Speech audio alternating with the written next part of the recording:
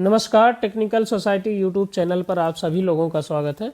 आज की इस खास वीडियो पर बीआरपी की नौकरी के संदर्भ में जानकारी देने का प्रयास किया गया है, जिसकी संपूर्ण जानकारी इस वीडियो के अंतिम तक आपको प्राप्त कराई जाएगी। वीडियो लास्ट तक ज़रूर देखें।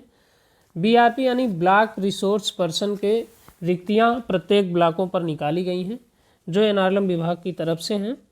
आप इस वीडियो को पूरा देखें ताकि सभी जानकारी आपको मिल सके और अपना आवेदन आप दे सकें।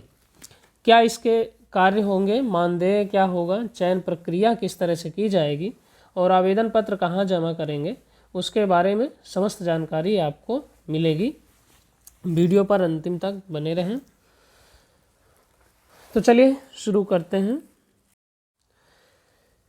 यह ज़िले से आया हुआ लेटर है। देखिए, इस पे प्रत्येक अलग अलग थीम का अलग अलग पद निकाले गए हैं ब्लॉक रिसोर्स पर्सन का। जैसे कि सोशल मोबिलाइजेशन एवं क्षमतावर्धन का एक थीम है। दूसरा है सूक्ष्म वित्त एवं वित्तीय प्रबंधन का। तीसरा सामाजिक समावेशन एवं सामाजिक विकास का। चौथा आजीविका फार्म का। और पांचवा है आजीविका नॉन फार्म का। ये प्रत्येक अलग अलग थीम पर काम करने हेतु अलग अलग पद निकाले गए हैं। ब्लॉक रिसोर्स पर्सन की योग्यता और मापदंड क्या होंगे? महिला अभ्यर्थी होनी चाहिए, वह 12वीं पास हो। उत्तर प्रदेश राज्य ग्रामीण आजीविका मिशन के अंतर्गत गठित स्वयं सहायता समूह की सदस्य होना आवश्यक है। स्वयं सहायता समूह में कम से कम 2 वर्ष का अनुभव हो, वह 2 वर्ष से जुड़ी हुई समूह में हो। अभ्यर्थी की आयु कम से कम 21 वर्ष होनी चाहिए।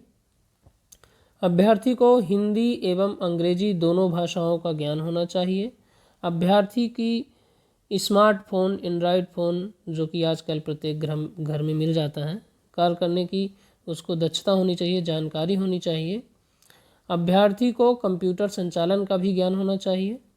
और जो अंतिम बिंदु है, अभ्यर्थी अपने ही ग्राम पंचायत संकुल स्तर पर प्रशिक्षण के समय प्रतिभाग करने, समूह की बैठक एवं क्षेत्र भ्रमण में जाने को भी इच्छुक होना चाहिए। इसके साथ साथ जनपद एवं राज्य के भीतर एवं बाहर एक्सपोजर यात्राओं एवं प्रशिक्षण के लिए जाने का भी इच्छुक होना चाहिए। अब यह है कि अगर जिसका चयन होता है, तो अगर ट्रेनिंग कहीं भी करवाई जाती है तो आप अपने ब्लॉक स्तर पर भी और अपने जनपद स्तर पर भी ट्रेनिंग प्रशिक्षण करवाया जा सकता है। अगर बाहर अगर कहीं भेजा जाता है ट्रेनिंग के लिए, उसके लिए भी वह तैयार रहें, इच्छुक रहें, वही अभ्यर्थी अपना आवेदन जमा करें। अंत में यह कहा गया है कि इन पदों के चयन हेतु जो 14 दिसंबर को प्रकाशन हुआ है विज्ञापन का, और अंतिम तिथि इसकी है 31 दिसंबर 2024 तक। ये सारे आवेदन पत्र आप अपने ग्राम संगठन से अपने सीएलएफ को प्राप्त करवा सकते हैं, आवेदन पत्र जमा कर सकते हैं एवं अपने ब्लॉक पे भी जा कर के एनआरएलएम विभाग में अपना फॉर्म जमा कर सकते हैं। अभी डिस्क्रिप्शन में हम पीडीएफ इसमें डाल देंगे। जिस तरह का फॉर्मेट है वह फॉर्मेट आप यहाँ से भी प्राप्त कर सकते हैं और अपने ब्लॉक में भी जा कर के फॉर्मेट प्राप्त कर सकते हैं। आगे इसके कार्य के बारे में जान लेते हैं। इनके कार्य क्या होंगे? देखिए, यह कैडर हैं, एक तरह से कैडरों के इसमें बीआरपी के कार्य जो होते हैं वह हैं सूक्ष्म ऋण नियोजन करवाना, सामुदायिक जो हमारे समूह के लोगों को जोड़ना है, उनकी गरीब की पहचान करवाना, यह उनके कार्य होंगे। ग्राम संसाधन जो प्लान होते हैं उनकी योजना का निर्माण करना। स्वयं सहायता समूह के सदस्यों को एनआरएलएम विभाग के मिशन के कार्यों को प्रति संवेदनशील बनाना।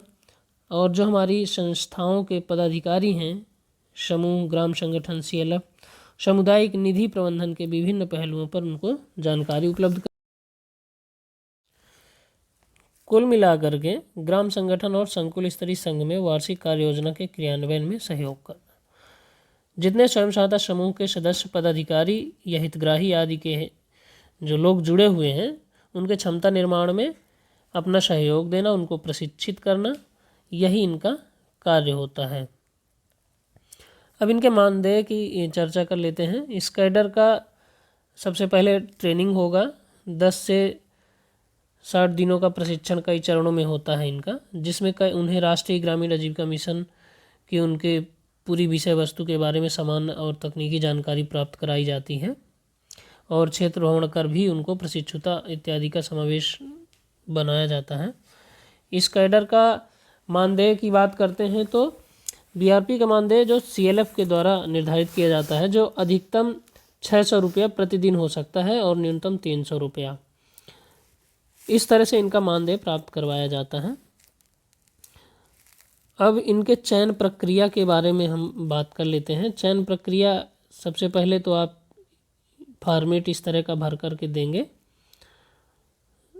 देखिए यह फॉर्मेट, अभी हम इस फॉर्मेट में पूछी गई समस्त जानकारी को आप विधिवत पढ़ लीजिए और उस पूछी गई जानकारी में आप अपना सारा डिटेल भर करके और अपना पासपोर्ट साइज़ फ़ोटो लगा करके अपने ब्लॉक में या अपने सीएलएफ के कार्यालय पर जमा करें और निर्धारित तिथि पर जब लिखित परीक्षा का दिनांक आएगा तो आपको सूचित करेंगे। जिस लिखित परीक्षा में जो व्यक्ति पास होगा उनका साक्षात्कार होगा, इंटरव्यू, और उस फाइनल सूची पर जिनका नाम आएगा उनका चयन किया जाएगा। तो यह रही संपूर्ण जानकारी आपके बीच। वीडियो अच्छा लगा हो तो लाइक सब्सक्राइब करें। धन्यवाद। मिलते हैं नेक्स्ट वीडियो पे ऐसे ही महत्वपूर्ण जानकारी लेकर के।